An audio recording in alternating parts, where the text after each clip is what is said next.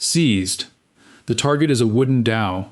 Across the Gulf of Oman, Arabian Sea, and Red Sea, US Navy warships stop fishing boats and small cargo vessels, not enemy fleets.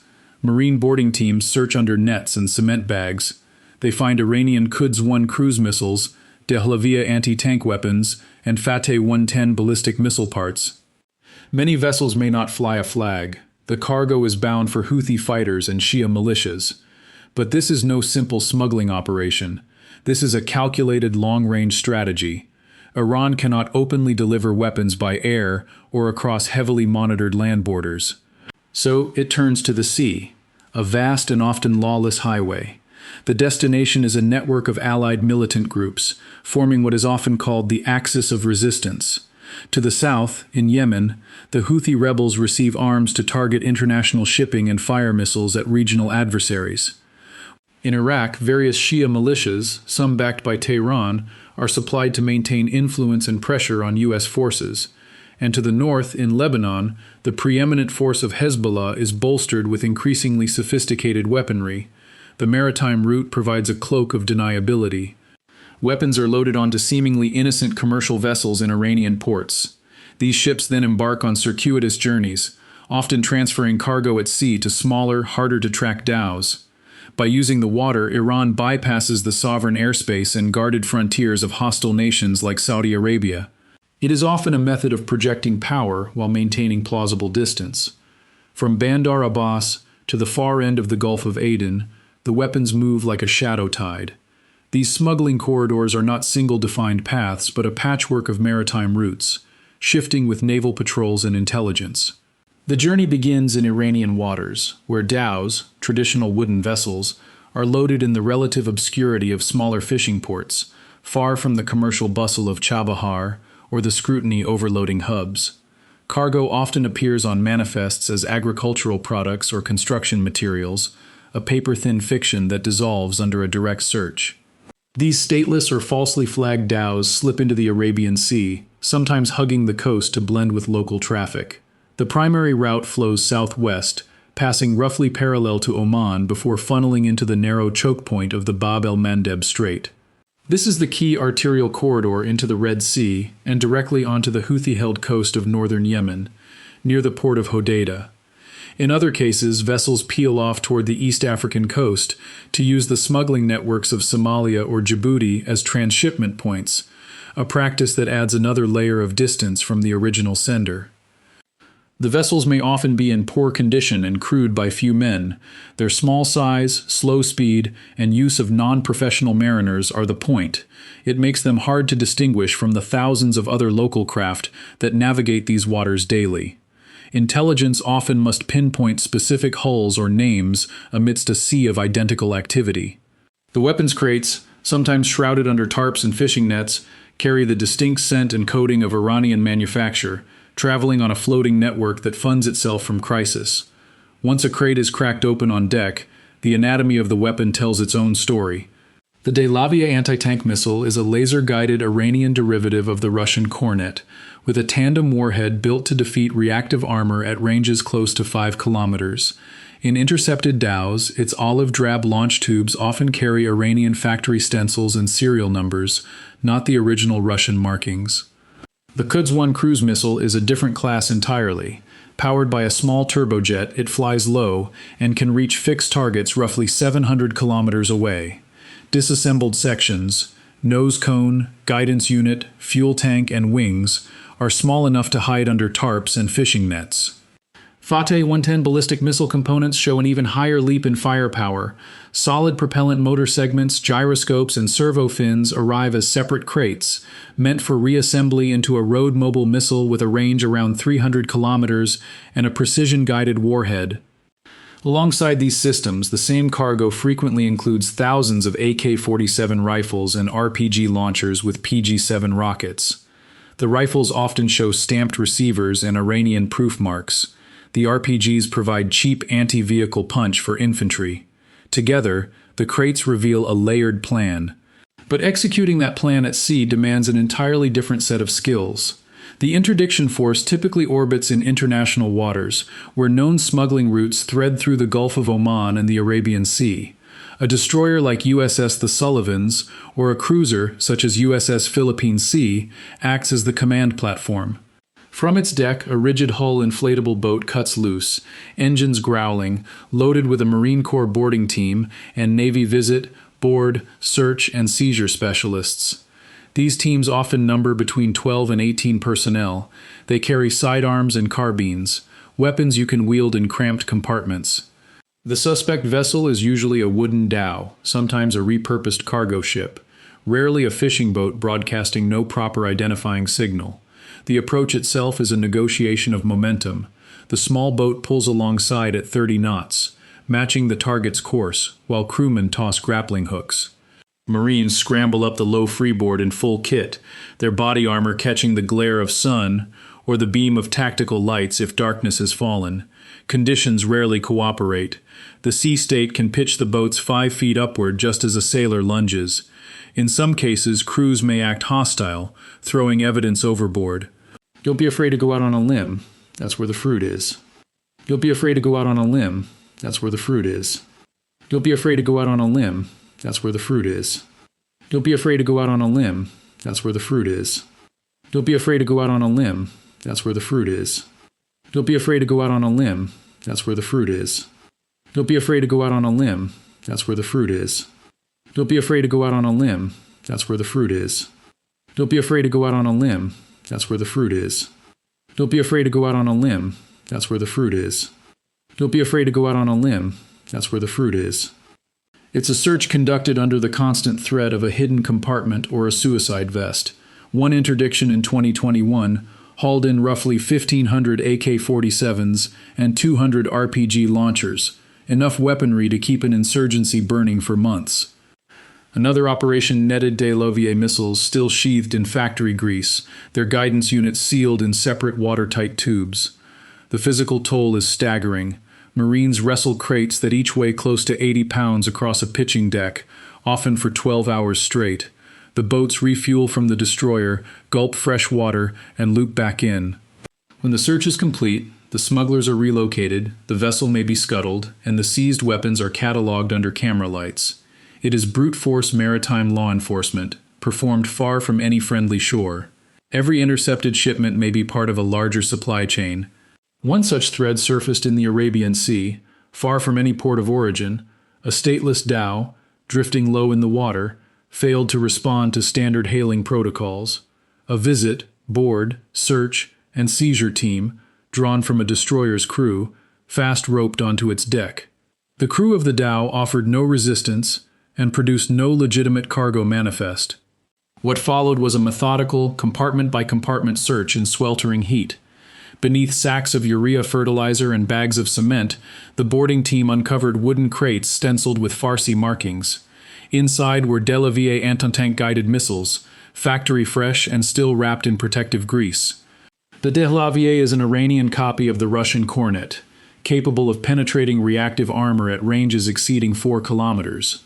Alongside them lay thermal sights, tripods, and spare battery packs, everything needed to field the system immediately. The missiles were not merely stored, they were concealed with intent. False bulkheads and layered cargo hid the weapons from cursory inspection. Serial numbers on the components matched lots known to have left Iranian military depots within the previous 6 months. This was not a rogue sale, it was a deliberate state-supplied consignment, traced back to Iran's Islamic Revolutionary Guard Corps. The discovery confirmed what intelligence had long suggested. The water route to Yemen's Houthi forces was active, and the weapons were growing more sophisticated. One dhow, one cache, one undeniable link in a pipeline stretching from Bandar Abbas to the battlefields of Marib. But the successful interdiction of a single dhow may only reveal a small part of the problem. For every vessel caught, intelligence assessments may suggest that several others evade capture. The smuggling networks operating across these waters have refined their tactics over years of evading coalition patrols, turning the mundane into the clandestine. The most common platform is the stateless dhow, a traditional wooden vessel that leaves no clear paper trail. These boats rarely fly a national flag, making them invisible to the maritime legal frameworks that allow for easy boarding. Crews carry forged or hastily assembled ship registries and cargo manifests, documents often claiming a destination in Somalia or Oman for a load of commercial goods. On the surface, the dhow appears to be a simple coastal trader, its deck stacked with bags of cement, fertilizer, or piles of fishing nets. But it is precisely this cargo that forms the first layer of the illusion. Inside ordinary 50-kilogram cement bags, carefully repackaged, lie thousands of 7.62 millimeter rounds. A shipment of commercially branded fertilizer conceals the distinct sulfuric smell of high explosives. The real artistry is found below deck, in the hidden compartments built into the very hull. Marine boarding teams may discover false bulkheads and secret voids beneath the waterline. In one case, the entire base of a large dhow was found to be a sealed, watertight compartment holding the disassembled components of a Quds 1 cruise missile, its guidance sections wrapped in oilcloth.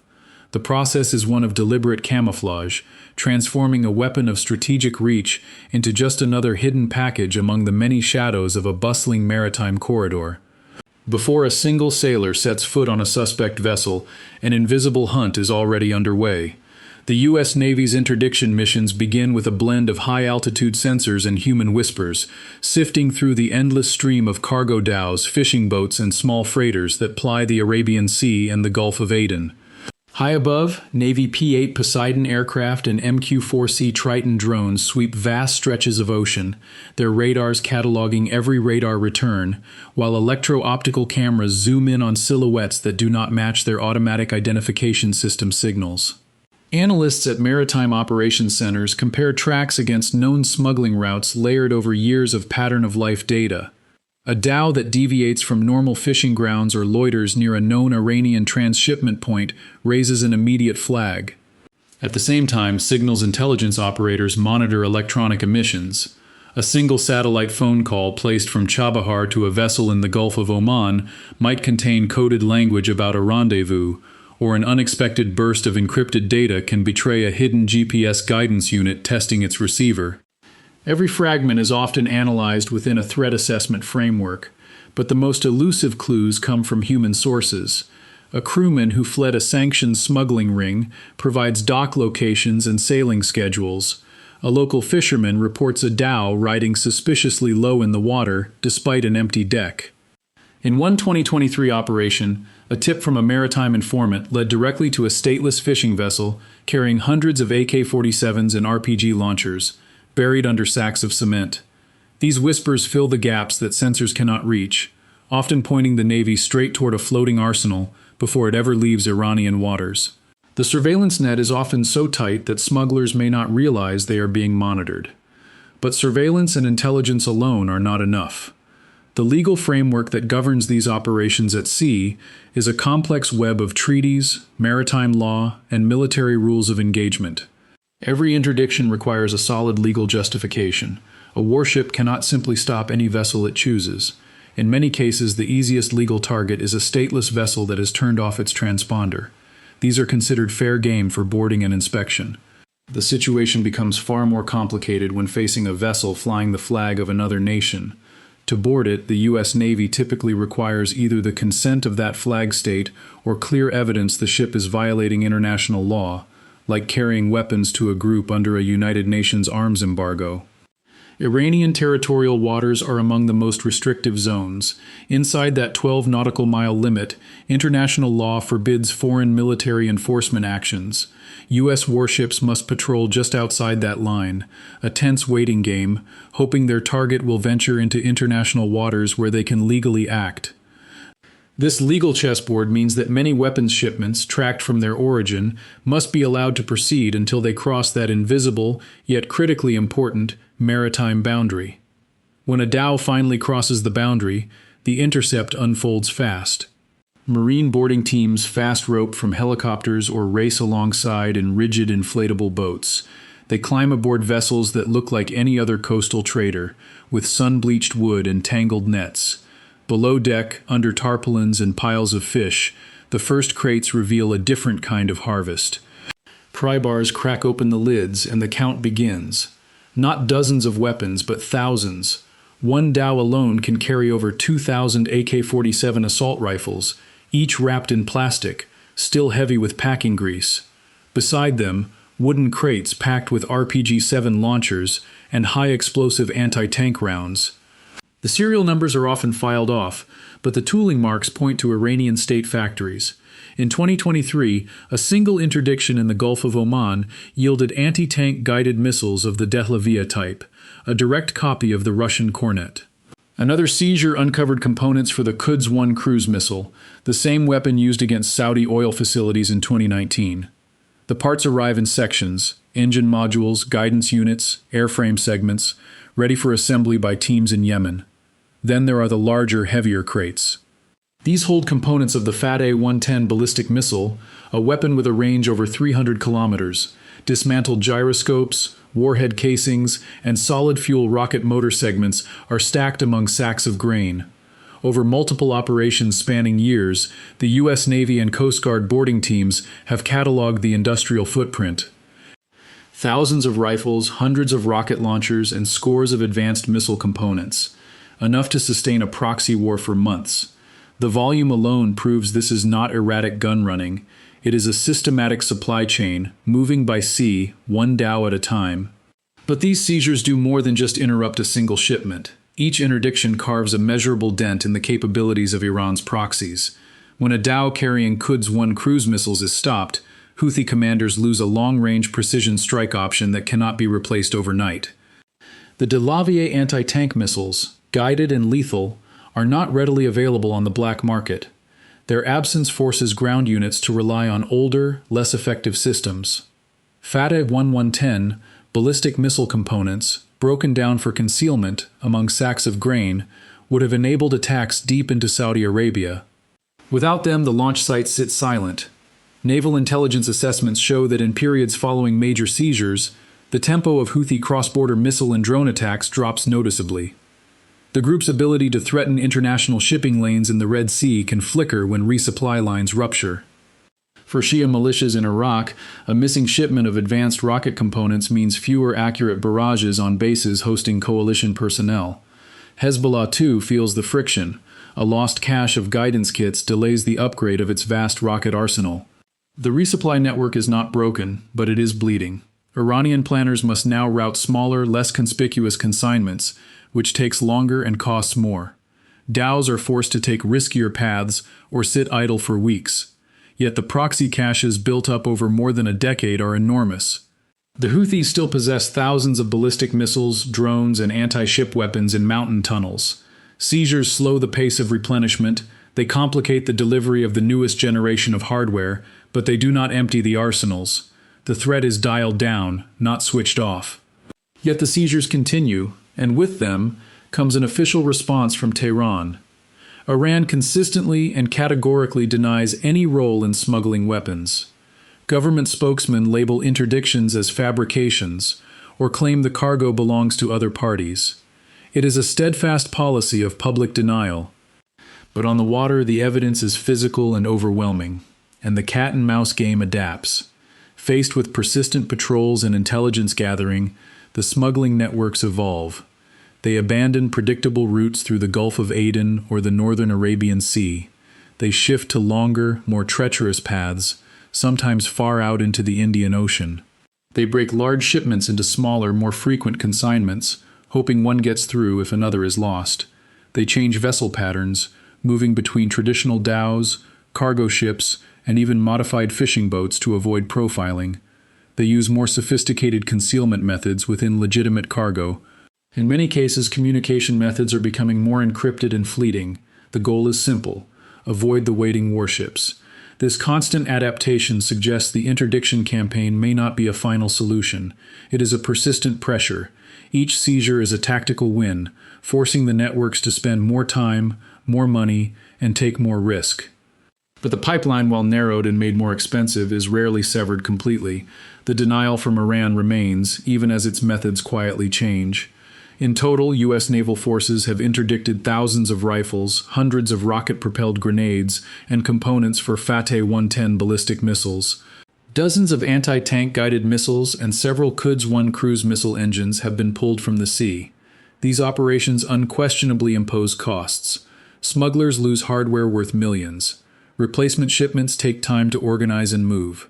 Proxy forces in Yemen, Iraq, and Lebanon face gaps in supply. Militarily, that translates into fewer precision strikes, less sustained barrages, and degraded maintenance. Strategically, the message is clear.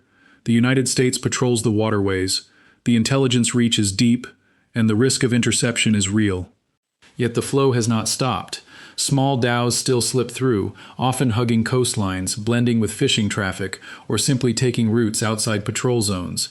Advanced weapons still reach Houthi hands, as recent attacks on Red Sea shipping make painfully evident. Shia militias in Iraq continue to fire Iranian rockets at U.S. bases.